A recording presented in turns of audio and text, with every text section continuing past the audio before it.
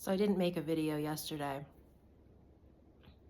but it was actually a very full and significant day. I just didn't speak about it, which was good. And I want to summarize it by saying I had an insight about all of my different activities in my soup that are important to me, my well-being. They're not important economically in almost any way, but they're very important to my well-being and my physical health and my sense of myself. And that they're each can be considered thresholds or portals into other realms. And now that I'm speaking about it, it's like non-economic realms. So in this society and this time that we live in, the ability and the choice to two separate things. The ability and the choice to step into non-economic realities and engage in any activity that has no one-to-one assigned value in our monetary system. It's a portal into a non-ordinary realm. And even when even that journey is monetized, right? You can pay for shamanic journeys, ceremonies, all these things.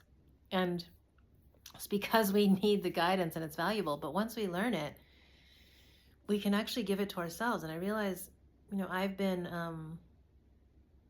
berating myself for the time that I spend in these non-economic realms because something is pulling me to allocate my resources and my time and my energy into those realms to gain wisdom versus some kind of strange grind culture.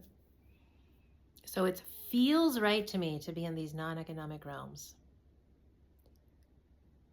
We call them non-ordinary, but I think non-economic is more accurate and paints a different, more accurate picture. So it feels right for me to spend more time in non-economic realms. And then there's this really huge force field telling me in words and pulling me in a different direction, saying economics, economics, economics. And to keep that wheel turning in my mind, to think about it, to worry about it. And I'm getting to observe people here who are 15 to 20 to 30 years older than me. And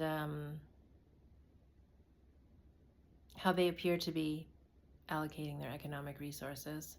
And it's interesting, when do we get to decide that what we have is enough and we're just going to live on that? We're told that that's not possible. But in fact, it's what we have to do at some point, all of us.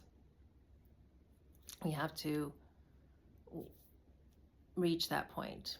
It's not a number. It's a sense. Some people call it enough. Some people call it sufficiency. And I'm being pulled there by this deeper part of me that's saying, keep going to the threshold and cross it. And all of my activities, my art journaling, my nature hiking, my meditation practice, my movement practice, my studio time creatively, they're all crossing out of the economic realm into something that's not valued in our society, but is deeply important and valuable to something that I can feel, but cannot make economically visible. I could, but I choose not to make it economically something I'm trading in, despite the messages that I should.